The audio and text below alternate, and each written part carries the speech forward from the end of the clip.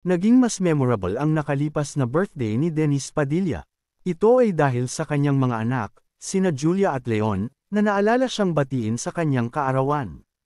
Nag-celebrate ng 62nd birthday ang komedyante noong February 9. Ayon sa text ni Leon, "Happy birthday Papa.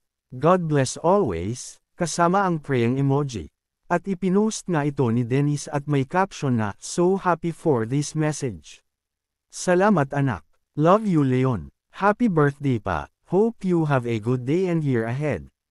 Good health and more blessings." Text naman ni Julia.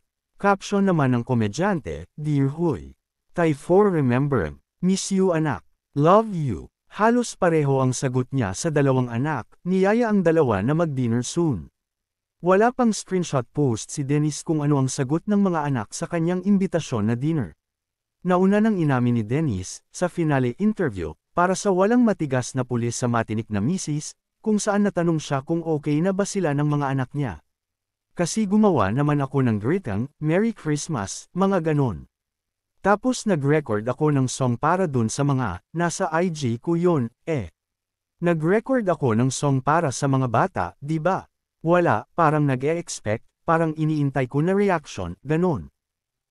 Parang nalungkot lang ako, kasi parang hindi na naman ako nabati ng Christmas sa New Year. Pagka matagal na kasi, parang nasasanay ka na pati. Parang di ka na masyadong nag-e-expect.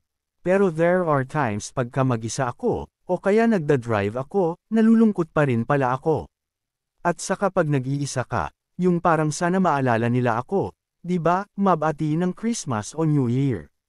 O kaya pag birthday, parang ganun. Tapos eventually, syempre ay i-erase mo na lang. Kasi malulungkot ka, So, ay i-erase mo na lang. Sasabihin ko na lang, Lord, baka siguro next year. Parang ganun. So I just lagi ko naman silang ipinagdadasal. Na ang pinaka-importante, gusto ko lang lagi silang ligtas. Number 2, gusto ko, lahat ng blessings na pwedeng pumasok sa buhay nila sa araw-araw, dumating. Lagi kong dinadasal talaga yun, pagdidiin niya sa nasabing interview.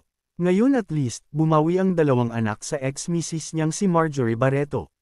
Bukod kina Julia at Leon, siya rin ang ama ni Claudia. Pero iba rin ang epekto ng screenshot.